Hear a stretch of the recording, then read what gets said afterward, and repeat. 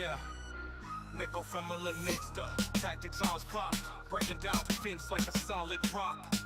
Hey, Milan backline, every move's a class, and his report no weak points to get it past. Like Slays cool, he's rolling deep with the stats, laying down tactics from press to the traps, analyzing each play from pitch to report. Nicko's defensive mind is Milan support. Classes in session, defenders take notes, locking down strikers, all strategy quotes. With every pre-game, he's drilling the core. AC Milan's fortress, stronger than before. For marking the pressing, he's got the right key. Nicko's blueprint, no gaps, tight as can be. Milanista reports, got the tactics on flow. With Nicko's defense, the game set to go. Kick off the kick. See Milan's fortress, kick off the kick. Nixie Milan's fortress stronger than before. Nicko from Milanista, tactics on lock, breaking down defense like a solid rock. AC Milan's backline, every move's a class, and his support no weak points to get in past. Like Slays crew, he's rolling deep with the stats, laying down tactics from press to the traps, analyzing each play from pitch to report. Nicko's defensive mind is Milan support. Classes in session, defenders take notes, locking down strikers, all strategy quotes. With every pre-game, he's drilling the core. AC Milan's fortress, stronger than before. For marking the pressing, he's got the right key. Nicko's blueprint, no gaps, tight as can be. Milanista reports, got the tactics on flow.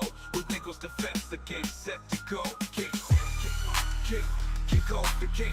See Milan's fortress, kick off the kick. Nixie Milan's fortress stronger than before. For marking the pressing, he's got the right key. Nicko's blueprint, no gaps, tight as can be. Milanista reports, got the tactics on flow. With Nicko's defense, the game's set to go. The game's set to go. The game's set to go. The game's set to go.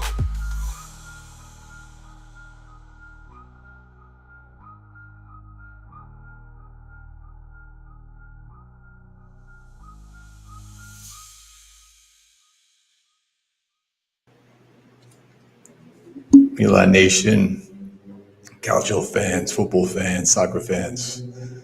I'm your host, Nicko. Welcome back to another episode of the Milanista Report, Defending 101.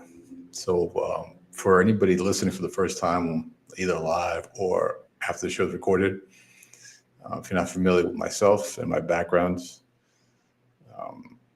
I've coached numerous years in Arizona for an academy level team in Phoenix Rising, which is a UCL team. It's the second division league in the United States for U11s and U12s.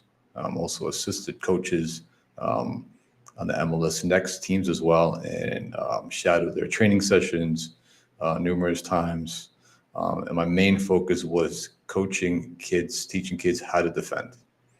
All right, being that at the youth level, most kids are taught to be very technical on the ball, which is great, to be creative, but the defensive part of the game is not taught to the 15, 16 a lot of times, which is an issue, especially for someone like me who played for a long time and also have a long line of family members that have coached in Greece, in the United States back in the 70s and 80s. At semi-professional teams as well, and played as well back in the day in Greece and in the United States too. All right. So that being said, I have a deep passion for the defensive side of the game, defensive tactics, defensive players. That was one of the main reasons why I fell in love with AC Milan back in the day, right? With Baresi, Costa Curta, Gattuso, Maldini, showed videos of my dad showing tapes of me of Franz Beckenbauer back in the day when he played. So that kind of molded me at a very young age to really love defense. All right.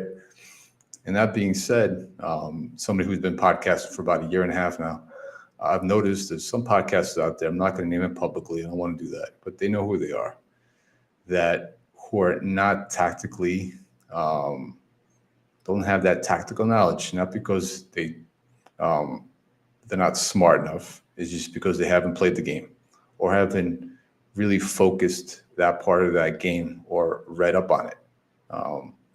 And they make these tactical takes on their podcast about Milan players on the current team and the tactics, which are very just completely wrong.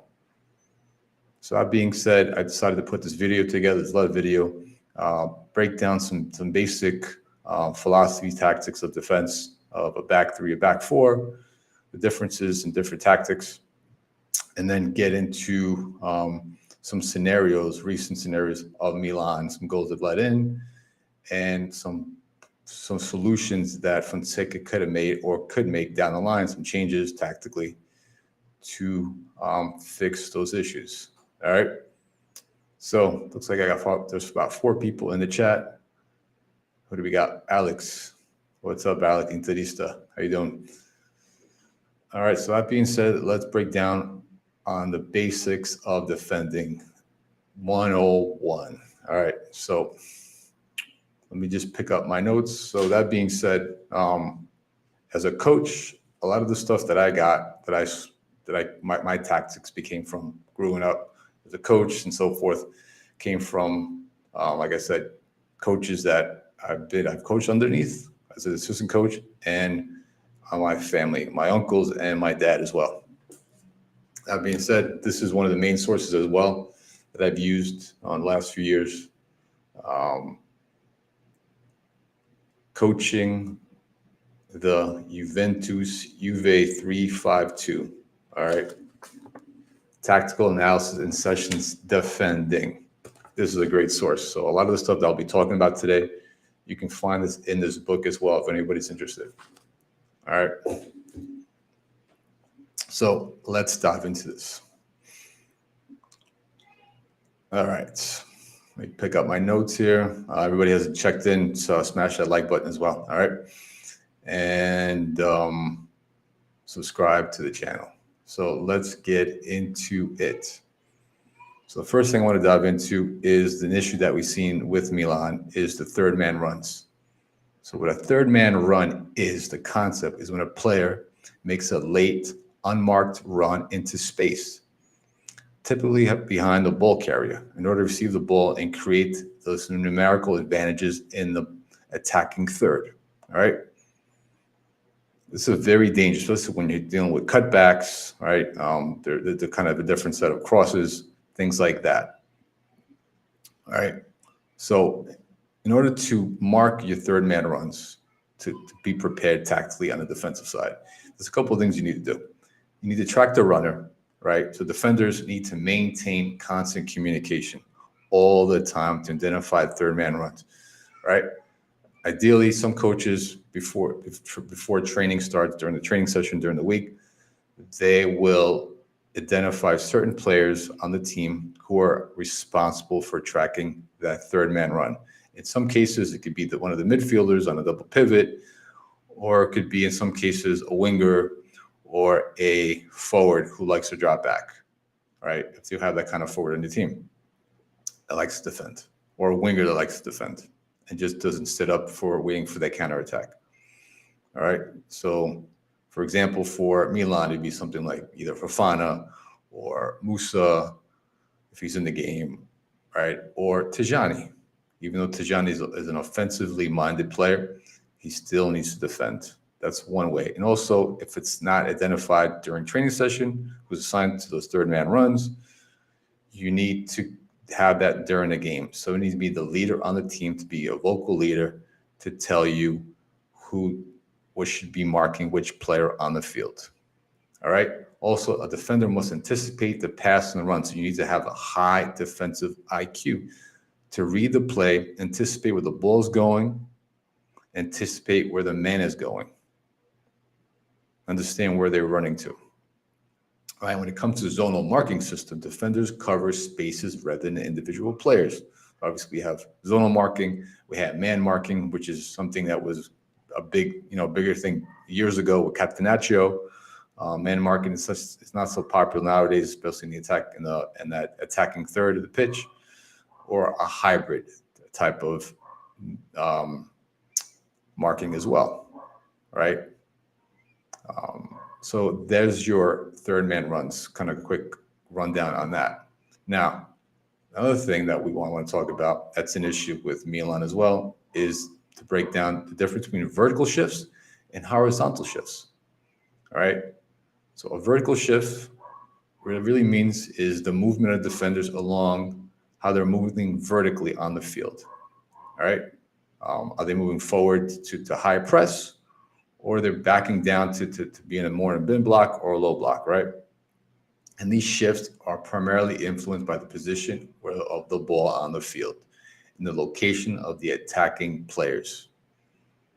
So that's a vertical shift, right? Also, another thing is you got to realize is balance and coverage, all right? So if you're playing with a back three, a back four, there's always somebody's going to be pressuring the ball. And the other two defenders, again, I'll show you some visual stuff in a bit, is they're providing that coverage behind that player who's pressuring the ball. All right. Also, tracking runners.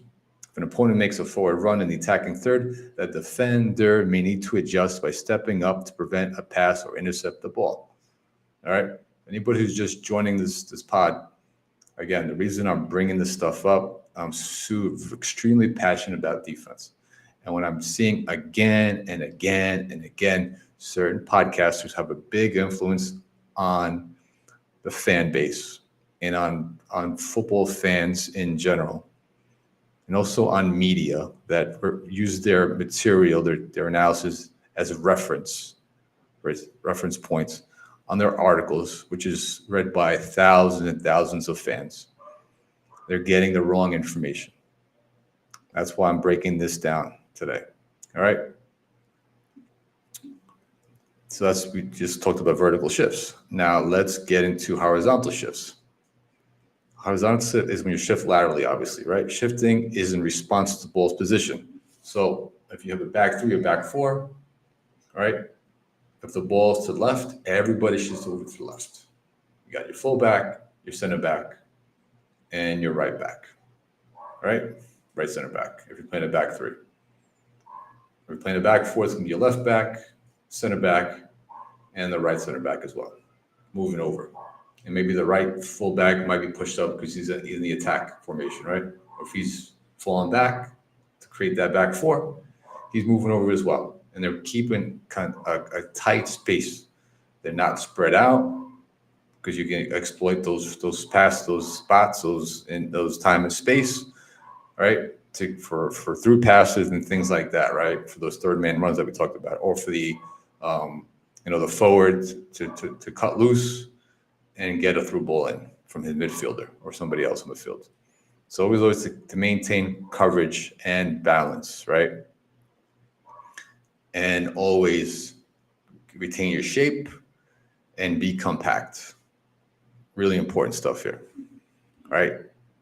So that's pretty much that's what a horizontal shift is, right? And another big thing I wanted to point out: if a defender gets pulled out of position, that the rest of the defense must move laterally to adjust and fill up that gap.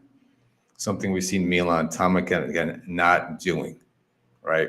When it comes to these basic fundamentals of horizontal shifting and the lateral shifting.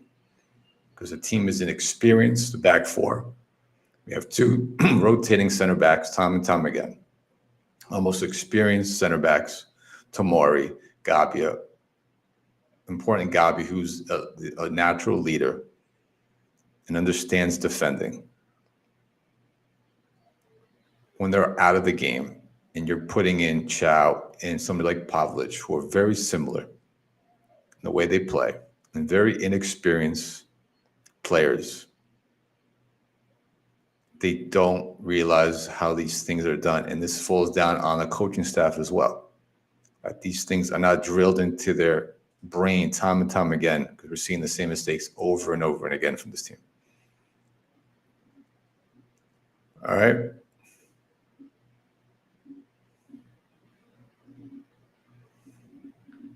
Now, the last thing I wanted to talk about, and then before I get into the next segment, all right, hold on, guys. Let's pull up this. All right, now let's break into the 4-2-3 formation, right?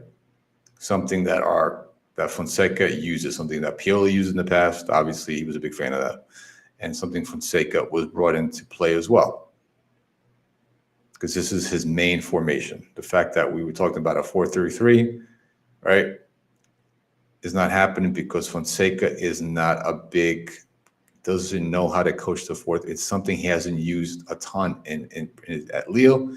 Obviously, even at Roma, he used it occasionally. All right, he went to 4-3-3 maybe once or twice, and a back three once or twice out of desperation. But generally speaking, he prefers a 4-2-3-1. And the biggest thing about this is your double pivot midfielders. All right, so in this case, our two starters would be Tajani and Fofana. And this is what I'm bringing up, because a lot of fans out there think it's okay that Tajani doesn't defend consistently, that Fofana can make up for that lack his deficiency in defense. This is absolutely untrue, because their main responsibility, right, of those double pivot players is to screen the defensive line, to create that shield. No matter how good your back four is, you can have the most greatest defenders. You can have Baresi back there and Nesta and Maldini back there. If you don't have somebody to shield them, right, in front of them, even those players had really high level midfielders to help shield them. In this case, we don't. If you don't have that, you're shit out of luck. So their main responsibility for, in this case, Fofana and Tajani and Musa when he comes in, is to be that shield against opposition attacks, which means, one, intercept passes. They must be, like I said, positional awareness, able to read the game. Fofana doesn't do that enough. The last few games, he's very, very inconsistent. Right, if you look at his amount of recovery balls that he's had in total, we're at 100. I think last time I checked, we're about 100 behind the leaders in Serie A when it comes to recovering balls. Even Cagliari, who we played last and we tied 3-3, have more balls recovered than Milan. All right, so that's number one. Cutting passing lanes. Being at the right place at the right time positionally, cutting off those passing lanes, maybe taking two players out of the passing lane, being at the right spot. And this falls on the players, but most importantly, on the coach and on the coaching staff. All right.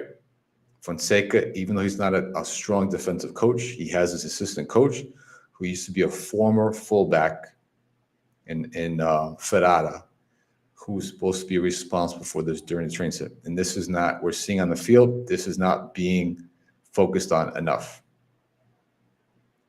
All right, because and I'll talk about it again during the breakdown of some goals that we let up. We haven't cut off those passing lanes or intercepted passes. All right, also preventing through balls by staying compact and aware. All right,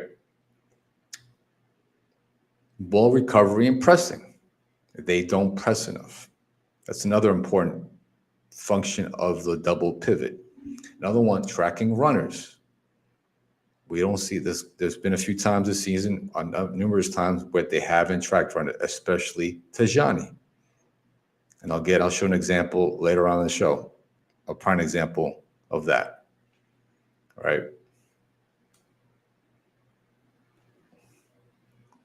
All right, so you need positional awareness as well, maintaining that balance between the players. So there's a couple different ways your double pivot plays as well. One, either the shifting over, that horizontal shift that we talked about, where the ball is positionally, staying compact, or pinching in, which means if Tajani's a little further up, pressure on the ball, all right, you have Fofana pinching it right behind him, providing that coverage behind them, which we've seen a couple of times Fofana do. Not enough. And this goes down to the coaching, what he's being instructed to do on the pitch prior to the game or during the training sessions. So in case Tajani misses an assignment, doesn't get to intercept the ball or disrupt the play, you have Fofana to back him up. This is not done enough as well, right? And after shifting across the field, just like we talked about, vertical shift, horizontal shifting, where the ball is and where the attacking players is, and make sure you're getting back in time. Also, another main function of double fit, helping the fullbacks out on the wingers on the wide attack. The ball is played out on the wings. You have your double pivots need to get out there and double team them. We don't see that enough as well. Fofana occasionally does it. Tajani, not enough. All right? If you're leaving your fullbacks alone, especially now with these wingers are extremely dangerous with the ball, a ton of pace. When you have somebody like Theo, he's not the best defender, and you have somebody like Emerson Royale or Terrashano out there, you need to be able to help them out. All right? Covering wide space is another responsibility. Just like helping out those fullbacks, double teaming wingers, just like we spoke about, and also tracking runners who are making those third man runs from the midfield or forward, just like we spoke about before. They must be alert of these runs and track them to prevent overloads on the fullbacks. All right, so an overload is when you have numerical numbers on one side of the pitch. All right, creating 4v2s, 4v3s, whatever the case is.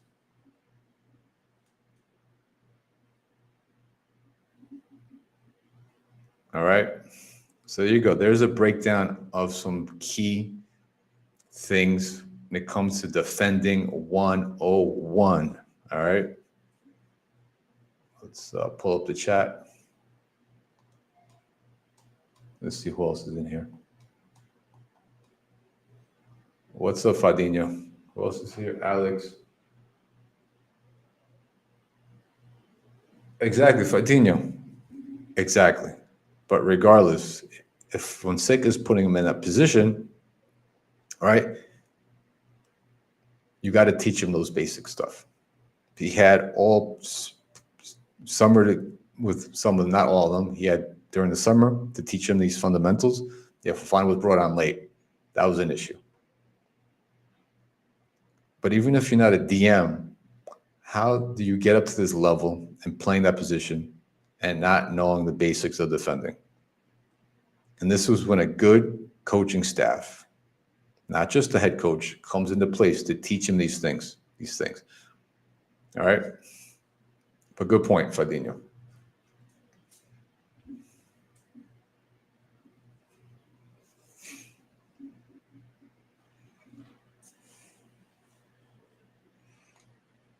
All right. Give me a second, guys, while I pull up the next thing here. Where is it?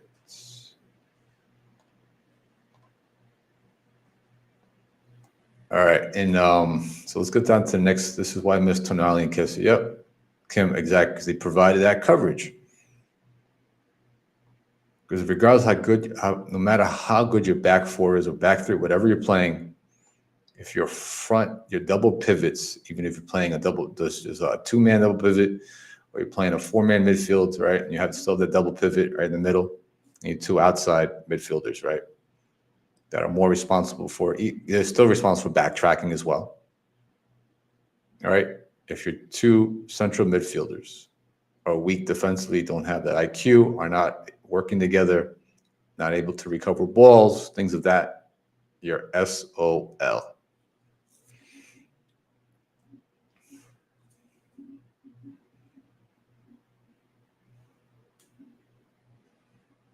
And let's get to that next. Hold on, fellas. Let me pull the next segment up. We'll get down to business here. Defensive breakdowns. All right.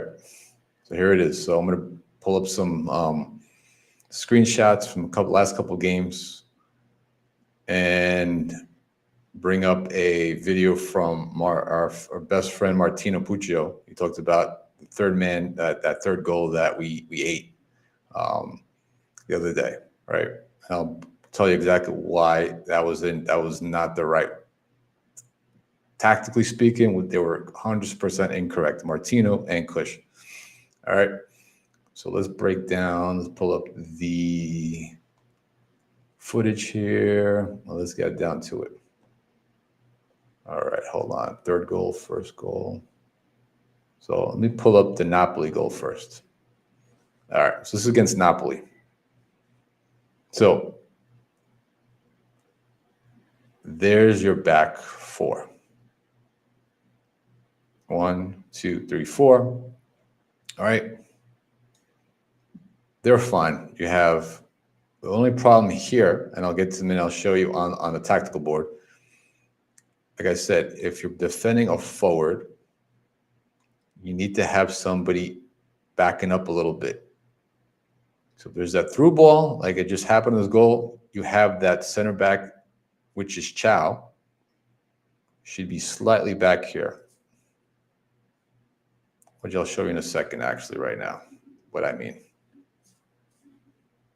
I'll get back into this. So here's the tactical board.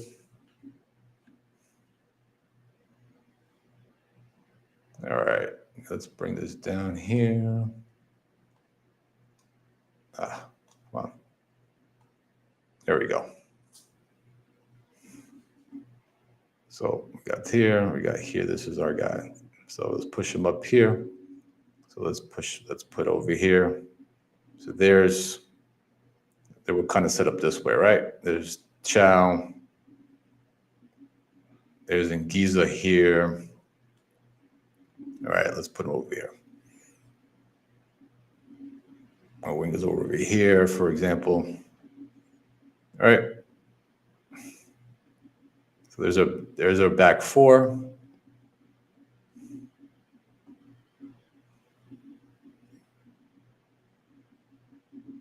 There it is. There's Ngiza right there. So the problem with there's the ball right here, right? So there's Lukaku. There's the defender Pavlovic right here. So technically, you need to, instead of being here, you're not providing any coverage or balance. You need to be tucked in right about here. Especially if you're not playing the offside trap, which is dangerous, right? We don't have that's. You need to be a coach that can teach that, and players who are able to recover in time, like Tamari. Our center backs are not fast enough to play that offside trap. All right. The problem was this as well. These two fullbacks were not pinched in enough. You need to be pinched in a little bit more. They were kind of spread out here. But the fact that they weren't, and you had Chow here, the ball came here, he got beat. Forget about the fact that, well, the ball came here actually to Ngiza. No pressure. That's the first mistake on this goal. You had Fofana here. Fofana had to read that play, either intercept that. We talked about positional awareness, able to recover balls, intercept passes, cutting off those passing lanes that we talked about. Right? There's our other double pivot. There's Tijani. You need to be either cut him off here or be on top of him to avoid him for making that, seeing that line of sight and making that pass uncontested, no pressure. But the fact that that didn't happen, you get this goal.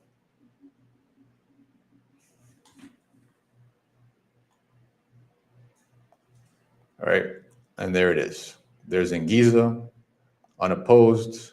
Tijani's here, way out of the picture. Fofana's way out of the picture.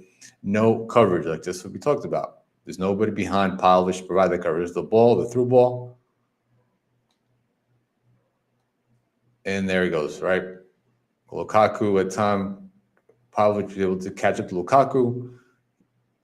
And Pavlovic at that point, when Tommy got in here, Lukaku's a very physical player, and a lot of people are blaming Pavlovic for getting bodied and getting pushed off the ball.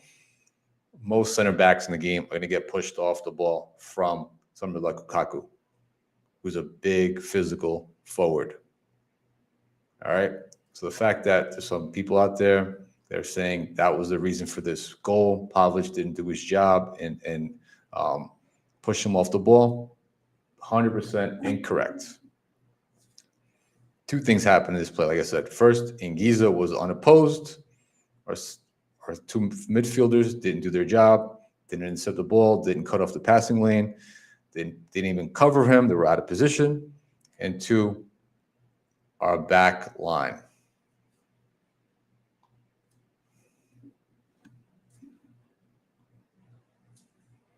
All right, so the solution would have been this. This was the perfect solution that we just talked about right here.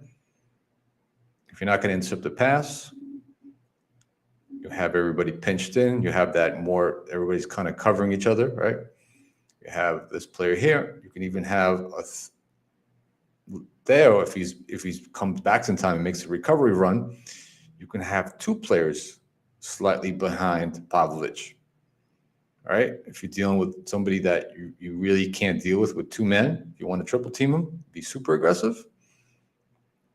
This is another option. Or if not, you're worried about Anguissa making that run. You want Theo to come off a little bit, but still providing, right? Making sure the shape's right, the back four, and everybody's compact. All right. So you can even have him up here. Then Chow needs to back up. That way, even if the ball gets through Anguissa, boom, he gets past him, you have Chow blocking him off. So there's one. That's the solution for that first goal. If you're not going to be able to get to that into Anguissa in time to cut off that passing lane or contest him on that pass and pressure him to maybe reset the ball or do something else with the ball, maybe take the ball and take it on the wing against someone like Theo. That's a better option, but that didn't happen in this play. So that's number one.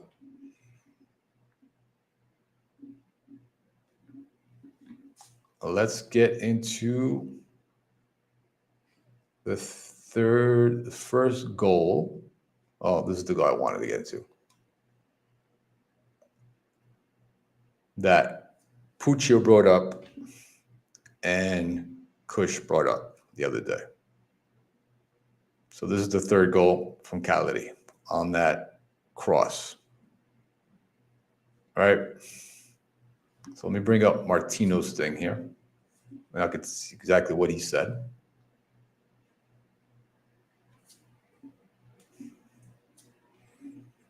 Let me share the screen, fellas, and get into this.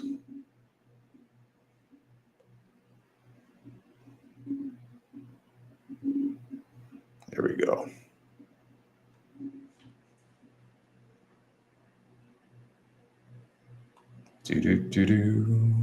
There we go. Let's pull it up.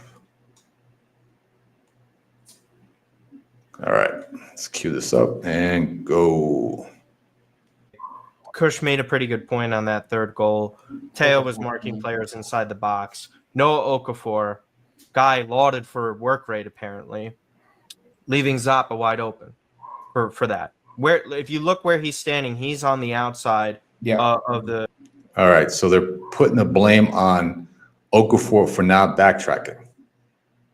Remember that. All right. And this is one of the main reasons I had to put this video together today, this live.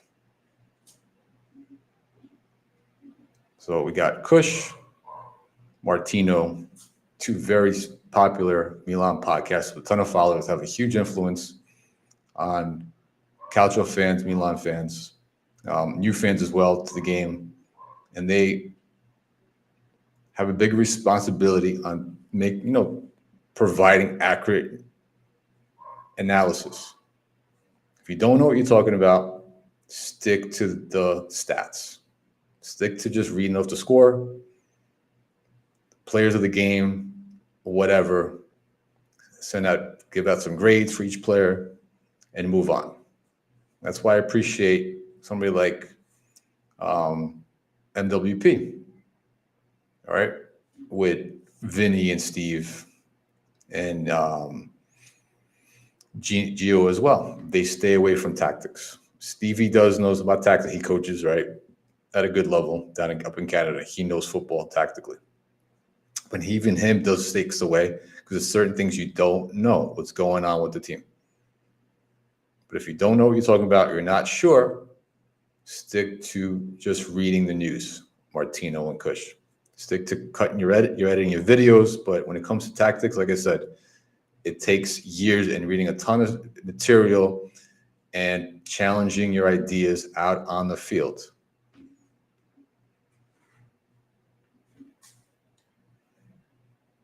Let's get back to this third goal. So they're talking about Okafor right here. There's Okafor. They're putting this on Okafor. It wasn't backtracking. So a few things on this. Yes, I've talked about it even with Liao. When it comes to defending, you need everybody defending, right? Especially when you're pressing, counter pressing on a mid block, whatever. You need all 10 players to do their job. All right. But on this, it's not 100% on his fault to a certain degree. Yes, he should have been, but you can see here.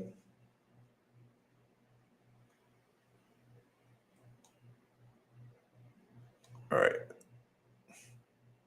The fact that he was out of the play, you have to communicate with your team as well. This is not only on his fault, this also falls on the coaching staff as well. All right. The fact that the coaching staff does not go over these things, talking about third man runs, it's highly possible Fonseca did not assign Okafor to pick up third man runs into the box, just like this goal would happen. And he is the closest player.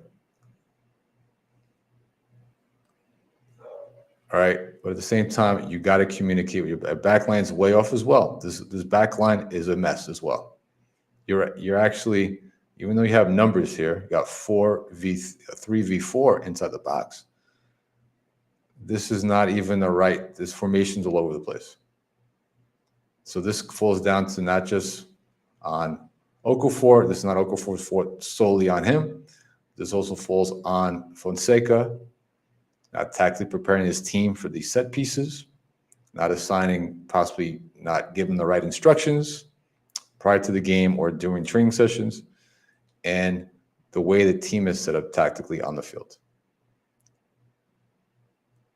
This is no cover, no bounce, nothing at all. All right. And you need to keep, because at the same time we talked about your players need to communicate with each other. The minute that cross came in, right, that's another thing. A cross came in uncontested again from that right side. Because if you have a speedier fullback,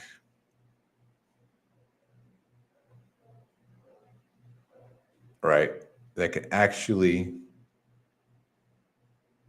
defend and close down wingers, this wouldn't have happened. Or like I said, if you have midfielders like we talked about that can get that into that space and know their assignments and actually double team right outside on the attack, this wouldn't happen. Because over here you got a 2v2, but that cross went uncontested. Those uncontested crosses have been going on since the beginning of the season with Milan. So this is not just a one player. This is where I disagree with Martino and Kush on this. Yes, they make, to a certain degree, they make a good point. You need the closest player should be marking this player. But this whole thing is tactically is extremely incorrect. It's just way off. It's a mess. You don't have the right fullbacks. They don't have enough pace to close down on wingers, to close them off, force corner kicks, whatever, or to force them to kick the ball out and reset it on top of the box, the 18-yard box. And you don't have the right midfielders in place in the double pivot to provide that coverage, to double team them. All right, so it looks like Fofana's here as well, I think. But I don't know who that is, but whoever this player is, if you're actually recovering in your position, you're doing your job, you're going to be covering that player too, even double team him possibly, knowing that Emerson Royal doesn't have the pace.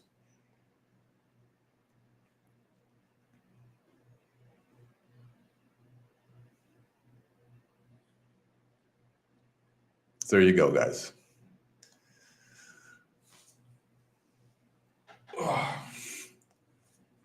Now,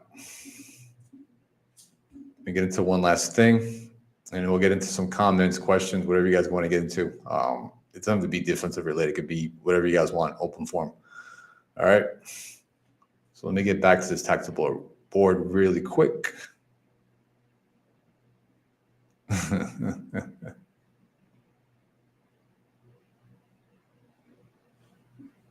All right, I'll get to your comments, Fadinho, Alex, and Kim in a minute here. All good points, by the way, guys.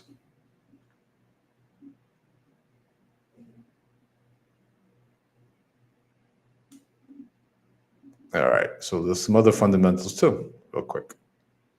So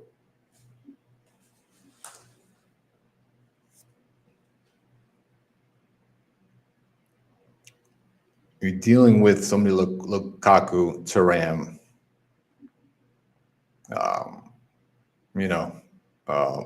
Martinez, dangerous forwards in Serie A. I'm gonna get into Champions League in a second because we're mainly focused on Serie A for right now. All right. You need to maintain that cover and balance. But all the time, this is what I'm seeing time and time again for this team. Hold on, let me share my screen. Sorry about that, fellas. There we go. Is it either seeing this, one center back here, and the minute that player gets the ball, wherever that forward is, all right, they're just turning and going, beating our because they're not positionally ready. They're not reading the play either. Our center backs are not anticipating the pass, and they're just turning on them, and they're going towards goal. Like I said, there's an easy fix. Any coach who knows that can actually teach defending at the most basic level that kids at early as 13, 12 years old are being taught. Maybe younger than that at some academies. I don't know. I'm just speaking from my experience. There's a simple solution. Here you go. You have right here, he covers you. He's kind of pinching in right behind, covering that bounce. Or if you're playing a back three, there you go.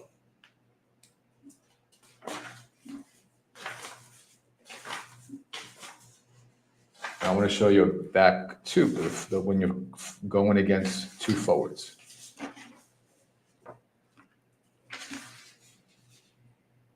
Give you an example here. So when you're playing two forwards like Inter does, all right, so we got right here and right here. This is, let's say, Hakan here. This is our midfielders. All right, and you're pressing up here.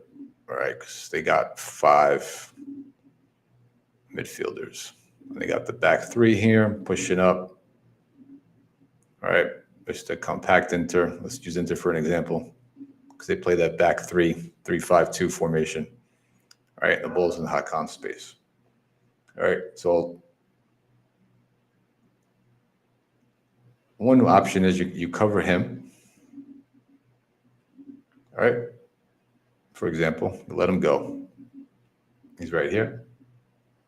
This is just center back. And you're marking him. That's one option. All right.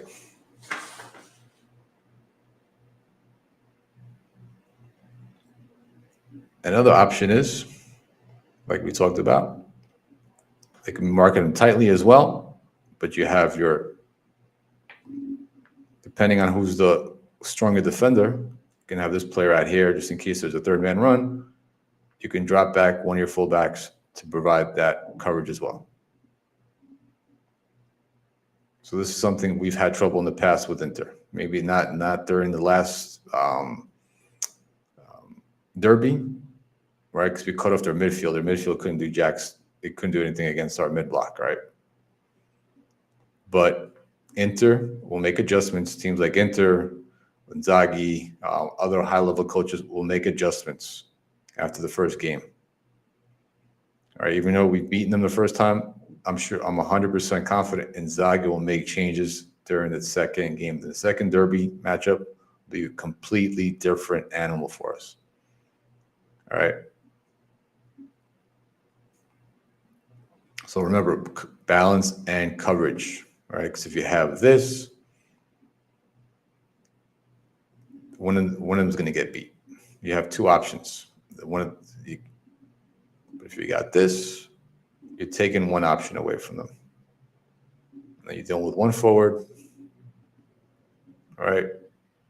The right way to play it is this way. You have the center back, the other center tucked in a little bit right behind them, and you're having your fullbacks maintaining the distance at a safe distance, right? Keeping those, because if they're out here, you got these three balls coming in, right? But if they're here, they're tucked in, you're maintaining that good balance, coverage, compact. You're taking away a lot of options when they're trying to play the ball through their forward, like a lot of teams do. All right, especially like not Napoli, teams like that. So there you go, fellas. Defending 101, the most basic level.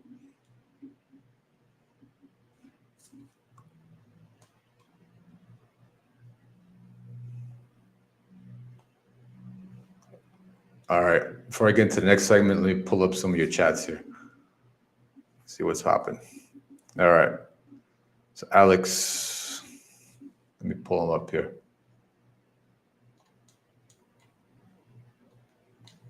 Hold on, guys. Entre este fangulo. All right, last couple of comments. Pretty much Inter's midfield. Like Alex, in the past, that was Inter's biggest strength, right? I don't know what's going on.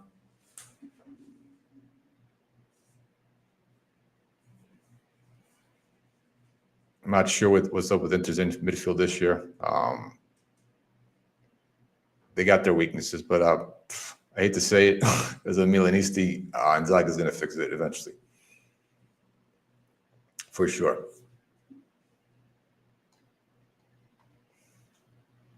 We can hate Fonseca all we want, but the main problem is the management imposing players on Fonseca. No, this is another thing too. Yeah, we've all said it, but I'll counter that, Fadinho, with the fact that if you have a more experienced coach, a coach that is a defending wizard, like Allegri, like Conte, those guys, like Diego Simeone at Atletico, they will get the best out of their players. That's my feeling on that. But you're right. Yeah, he doesn't have the right players, but at the same time, he's not adaptable to change the formation. Because if you see, you have two, especially midfielders that we talked about, that don't have that high defensive IQ. You got Fofana, who's inconsistent, and Tajani, we've talked about it defensively, his defensive deficiencies. You need to either go to a midfield of three or a midfield of four. Stack the midfield up. All right. We have Musa. You put Musa in there. He had a good game against Real Madrid. He had 7 ball recoveries. He outplayed Fofana in that game. You see the job he did on Vinicius. He's got the tools to play that position. He just needs time. And a leader, somebody to dictate that midfield, a general, to marshal them, which you don't have either. That's another one. All right. And then you bring up like Zaroli. Forget about the Futura project. That project is dead to me. All right. Those kids are not getting any better there with that coaching staff there. You bring up Zaroli, you bring up Voss, right? You call them up to the first team, and you have more depth. Now you can play a midfield of 4 or 3, all right? Especially 3, Fofana, Musa, Tajani. Or you move Tajani to the camp, and you move Musa back there next to Fofana to be his partner. I'd be willing to see that as well if you want to stick to your 4-2-3-1 formation. And then you go Zaroli and Voss, coming in as needed, right? Getting that experience. We went this before. All right, hold on.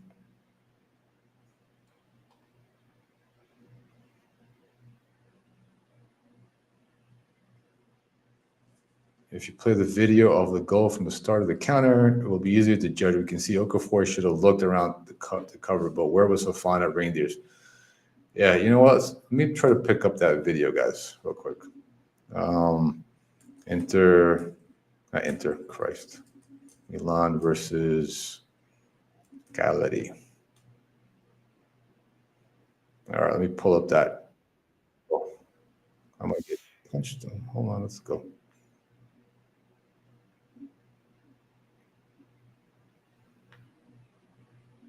Let me cue it up here, guys.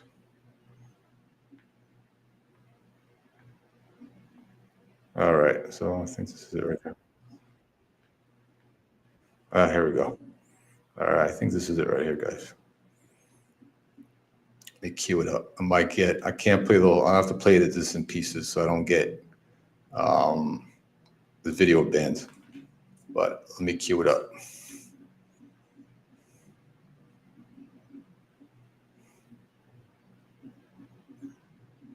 Let's share this. And let's get this, pull it up here. All right, here we go.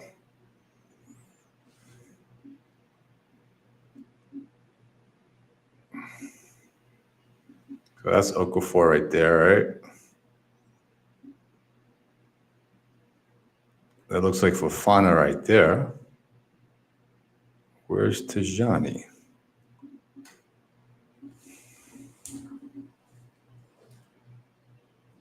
Hold on, guys.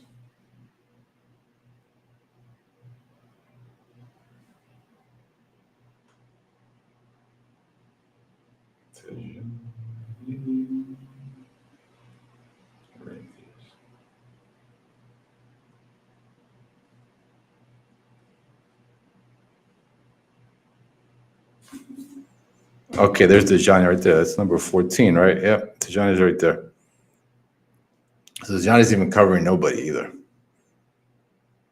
Because you got Fofana here. All right, looks like Los Chica's not doing anything. He's no man's land. We know he's another defensive weakness, right, for the team. But you got Tajani right there. I'll go for there. So another thing is too, you got to teach your players how to scan the field. That's something I failed to address before. Scanning the field at all times. A high level player, like say somebody like Messi. If you look at Messi, notice how many times he scans the field. Before he receives the ball, he'll scan the field 8 to 10 times to know where he's going with the ball before he even receives it, and see where the pressure is coming from as well, and note where he is on the pitch and know where his teammates are. So before he gets the ball, somebody like Messi, those kind of level of players know exactly what they're going to do before they receive the ball. Same thing with defenders. You need to look over your back shoulder. It's seeing what's been going behind you. Tajani, like I said, doesn't have that in him.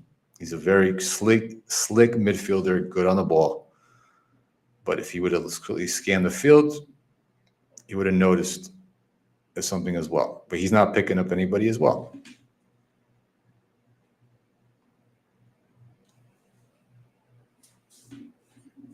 Okay, Fadinha, here we go. Let's see if we can get this going. You have to even show it. All right, let's cue it up here. Abraham. That's the goal from Abraham. All right. So there it is. Okafor. So Tajani, Fofana, they're doing that horizontal shift, right? They're going where the ball is. All right. There's Okafor. You have 3 players here. 1, 2. Is that 3 players here in the box? All right. So we got 2. Yeah, so to a certain degree, I'll give Martino Kush some credit. Okafor should be backtracking, but there's got to be more communication. Let me see something else one time. So there's the ball. That ball goes, there's not enough pressure on the ball here as well. That's what I'm seeing. Way too much space for this player. I mean, you got to be at least the maximum space between yourself and an attacker should be arm length distance. Way too much space. This is Zituluvumbu trying to pin Tomori. And there's the ball back to him, and there's the cross from here. He didn't anticipate where the ball was going either. He wasn't there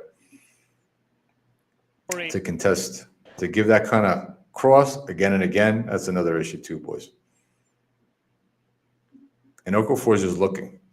Tijani's looking as well. Algello with the ball in. I mean, Teo, by the time he realized where the ball is going, it's too late. This falls on the players and the tactics being implemented by the coaching staff. So this is a systematic problem.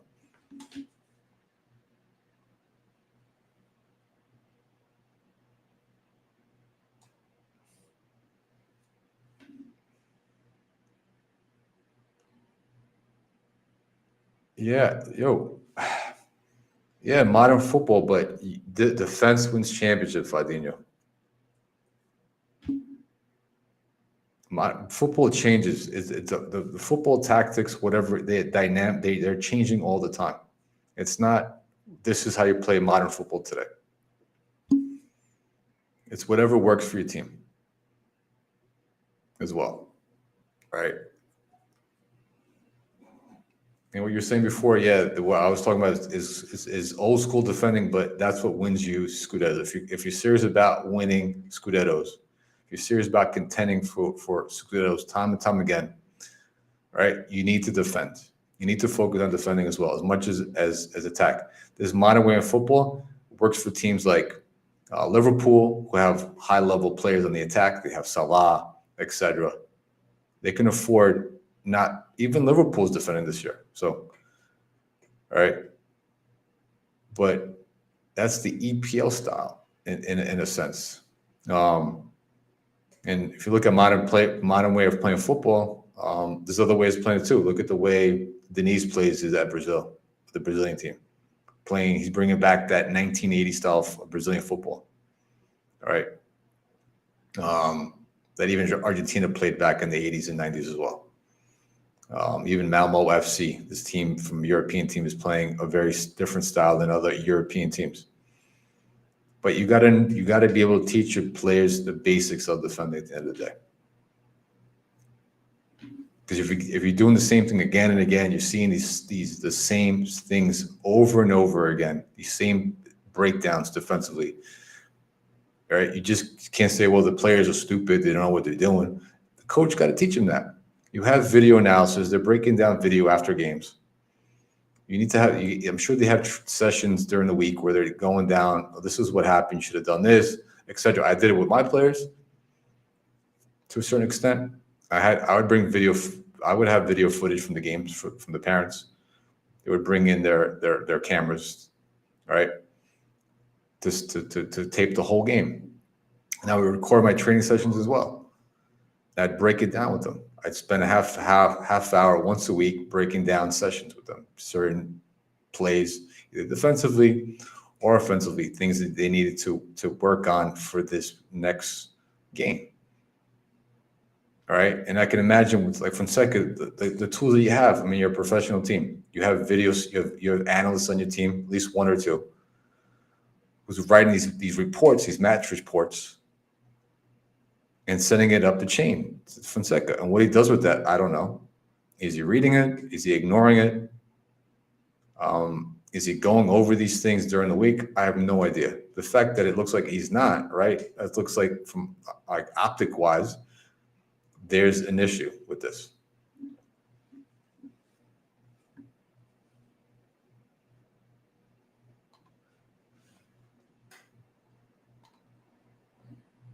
Hence, players must be able to cover. Yeah, exactly. We just talked about it before, Fadinho, right? I just explained it, right?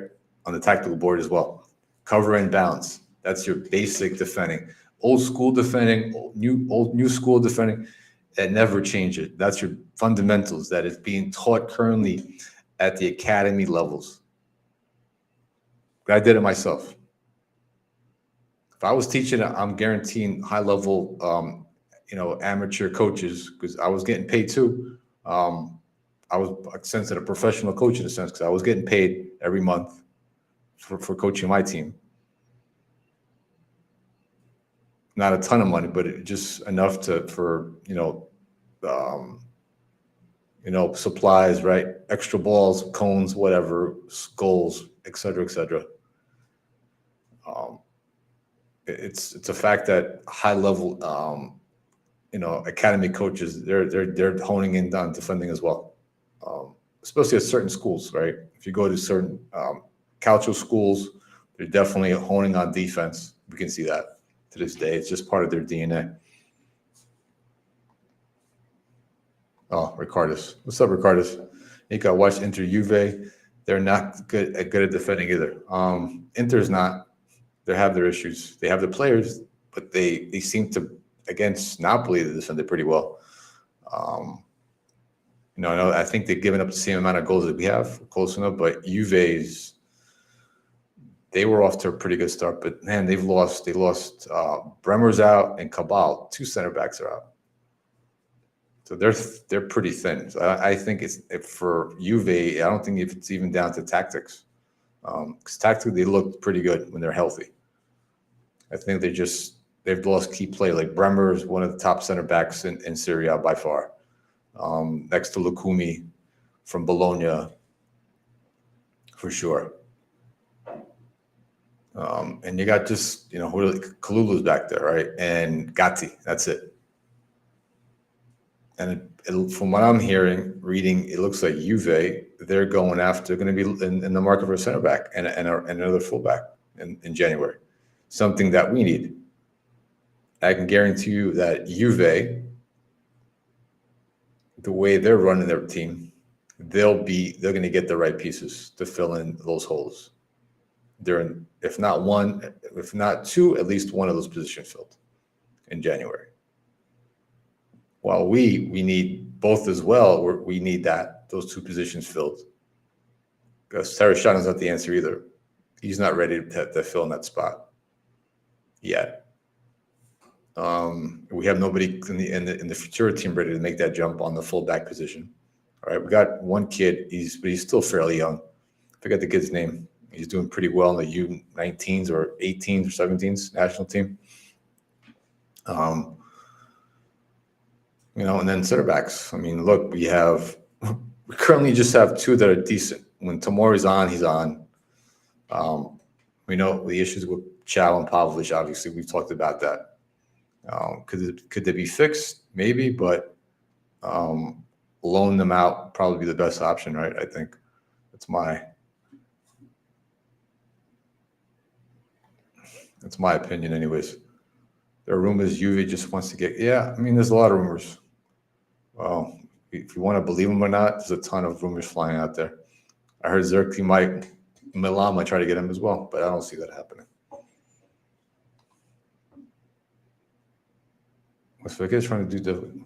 Even a 4th, you need to have, Fabinho. Great point. I've spoken about this, I don't know how many times, to the point I'm getting sick of it. And I brought this up a while ago. 4-3-3, you need to defend. And no matter what formation you play, even in a 3-5-2, when you're stacking the midfield like Inter does, you need to be defending. All right? All good point, guys. All good points. So one last thing, and Milan fans will appreciate this. I don't know how much Interista fans can appreciate this, but Milan's defensive dynasties. So I got a list here of some great Milan teams. Let's start off 1950s. Milan's defense we had led by Cesar Maldini, Paolo's dad. Maldini was known for his ability to read the game.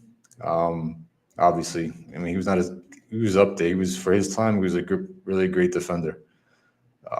during this time, Milan used that WM formation that was really popular back in the day, that 3-2-2-3, which transitioned with that Catenaccio style. It was popular, right, even during the 80s, which is popular, which Saki broke out of when he came to Milan and brought that hybrid, that zonal pressing, right, a more attack-minded pressing style. Then in the 60s, you had Nero Rocco, right? He coached the team from 61 and then 67. He was a big proponent of Catenaccio. He used the 5-3-2 formation with the sweeper, the libero role that was popular with Beckenbauer. He was a big one back in the day that we all know. And he had key players. Obviously, he had Cesar Maldini. He had this guy Gianni Rivera, Giovanni Trapattoni as well. And the midfield was good too. They provided a lot of structure to that team, and that coverage, that shield for the back line. All right. Moving on. We'll go into, where is it? Here we go. Where is it? Yep. So now we got Saki, late 80s, early 90s, right? So when he came in, he was famous for that 4-4-2 formation that we know, the high defensive line, because that back four was just one of the all-time greats, as we know.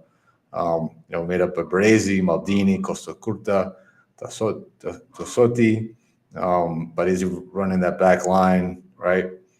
The great thing about Saki, some of you may know this, but he was a big influence for Klopp and Rangnick too. So when Rangnick was coaching in Germany, coming up with another coach for some smaller club before he went to Red Bull years later or in that program, they were fascinated by what Saki was doing at Milan, because they noticed that was one of the first coaches to break away from that Catenaccio style of defending, right? And they took those ideas, those principles into Germany, and they kind of evolved into gegenpressing that we see today. And then Klopp, obviously, he learned under Rangnick as well in Germany. He picked up. He was influenced by Saki as well. Saki had a huge influence for a lot of coaches when it comes to defending. All right, and obviously we have Capello, 90s to mid 90s. He also played a 4-4-2, all right, formation, right? He had key players. He had almost the same key players as Saki did, right? He played a very, more balanced approach than Saki. He wasn't as intense as Saki. Saki was he really focused on an intense pressure, that zonal pressing. Capello wasn't a big a proponent of that intense pressing. He was more of a balanced approach, right? So he played a low risk counter-attacking style and relied on his defense and transitioning. All right, something we should be doing, because we can't play a high line for obvious reasons. It's just we spoke about on today's show early on. And obviously the players that we have, right? The high line is extremely dangerous. We've seen how many times we've been caught off guard by big teams and smaller teams as well this season.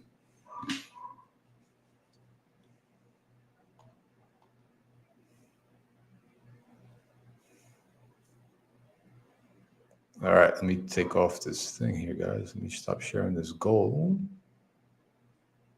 I still got it up here. All right. Where is it?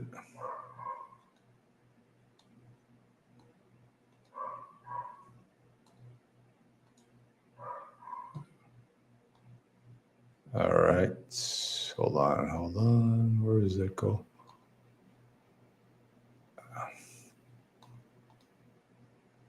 All right, hold on, fellas. All right, doesn't want to work for me right now. Closing comments. This is the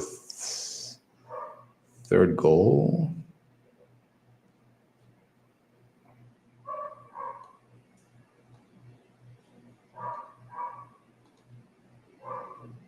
Oh, that's the second goal, maybe? Hold on. Where is it? Why can't I get this thing to come off? That's the second. Hold on, fellas. StreamYard's being a little, doesn't want to cooperate. Anyways, all right. We'll worry about it later. So, closing comments. Let's see if you guys have anything else to say today.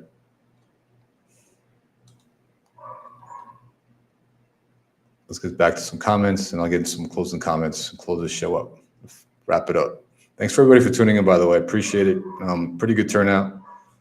If you guys are, if you like this time slot for these kind of shows, if you want me to do it again, please let me know in the comment section, fellas. All right. I can this time Tuesday nights. Is it Tuesday or Wednesday? I can lose time with kids and work. Whatever the day is today, either Tuesday or Wednesday. It is Tuesday today. If Tuesday nights work at this time, 7 p.m. EST, and you like these kind of topics, let me know. All right, I'll be more than happy to set something up on a weekly basis or bi-weekly schedule too. All right. So let's get back to Fadinho. What Fonseca is trying to do is difficult with players. Okay, we went to that. Let's get into another Fadinho. You can get young players, put them in Futura team to develop. Development should be in the Futura team, not the first team. Yes, I agree. But there's certain kids that I think should be getting more minutes, right? My opinion, Fadinho. But you got a good point too. Yeah, Ancelotti and Zerbi. Ancelotti can't teach his team to defend to save the lives of Madrid, man. They got so many issues right now. They don't want to press. They don't want to do anything. Half his team. Yep, 100%. Just like I said, very attack-minded, right? Capella was more balanced. Capella had some amazing teams too, huh? Good times. I'd love to get back to those glory days with our Milan team here. Maybe one day. All right. Other than that, the last thing I want to say, guys, before I close it up for tonight. So recently, you guys probably know Rohit on Sempre Milan. He puts out posts on their blog about tactics as well. And he's pretty active online as well on Twitter, if you guys follow him or not. But I've gone back and forth with him a couple of times during the season. Never been rude, never called him stupid or dumb or nothing. I was very professional with the guy. And I know he reads a ton of books. He's I call him an amateur Twitter tactico because they don't have real world experience, right? You don't put those ideas of your tactics, and you're not challenging yourself on the field, right? On a team setting, whatever that level is, amateur level, whatever, youth academy, whatever. But a couple of times he made some really bad takes. And I've tried to debate him on it on the show, online. And I guess he didn't like it. He didn't want to be challenged. And he decided to block me, which is fine. I don't have any problem with that. But the point being, if anybody's listening or from Sempre Milan and any other Twitter tactical doesn't have any real world experience, take this to heart. In the football world where I'm from, all right, it's very common in a coaching environment to have your tactics, your ideas, your principles, whatever, debated and even, opposed by your peers, This happens in seminars, coaching seminars that I've been to, happens in coaching meetings if you have a coaching meeting on a monthly basis with your academy, right? Or even on the field, right? If you're on the field with other coaches and they're looking at your training sessions, it's very common for them to have their opinion and tell you if they think you're wrong. It's extremely common, and you should be. And this is how we learn as analysts. If you really take your job as an analyst seriously and you want to grow and become a better analyst, even if it's just a Twitter tactical or one day work for a team at any level, you need to be able to take some criticism. The fact that some of them, and there's a few other ones out there that are EPL tacticals, I've had the same issues, that the minute that I disagree with them publicly, they block. But because they love being, they love the attention from their other fans. They love people calling them how great they are, and they have 10K followers, whatever. Who cares? Because if you follow real tactical people, analysts on X, who work for teams, who've gotten the certifications, have had their ideas challenged, either by their peers or on the field, they don't have that many followers to begin with. And they should, because they really know what they're talking about, way more than I do. Right? And they never block people if somebody debates them online. But these Twitter tacticals, some like Rohit and some other ones out there that cover EPL teams and the EPL in general, speaking, because EPL has a ton of followers, more than Syria, obviously, for a lot of reasons. I don't know why, but it is what it is. The first thing they do is they just block. I'm just saying that you're not going to grow that way. You're never going to grow as an analyst by any means if you continue doing that. All right.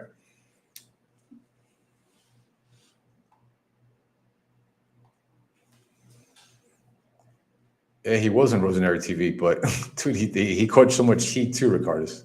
I know I've had conversations with Nathan on RTV's chat, and like I said, I don't. And he caught a lot of heat as well. He got cooked from them. That's why he never came back. Obviously, like I said, he doesn't like being challenged.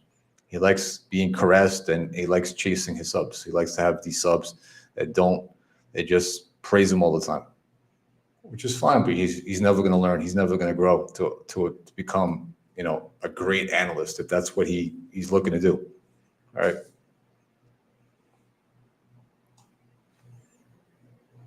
EPL's full, and they love copying. And the craziest thing, Alex, is when they're calling Pep a terrible coach, especially with his run right now, or they think they know better than Pep or any other coach. It's okay to have your opinion and think, but to call a professional coach stupid or say you can do a better job, show it. Get your badge, get your coaching badges, work up to your A coach pro cert, FIFA level pro coach license. All right, pay that fee and get a job and prove it.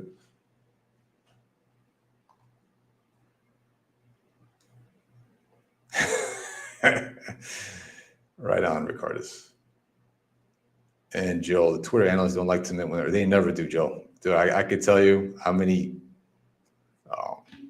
EPL tacticals and whatnot have blocked me the minute I say something to them right off the bat.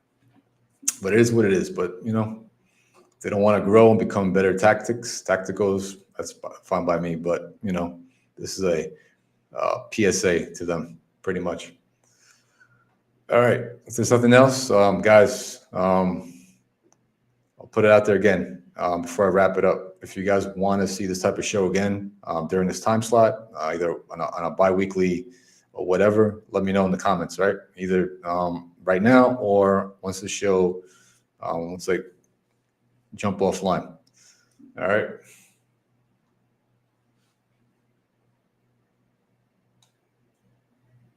All right, fellas, if there's nothing else, like I said, if you like the show, leave it in your comment section and I'll do this again. All right. take it easy, Milan Nation, Interista as well. All right, Calcio fans. Until next time. All right, and always Forza Milan. All right, and Forza Calcio. Take it easy.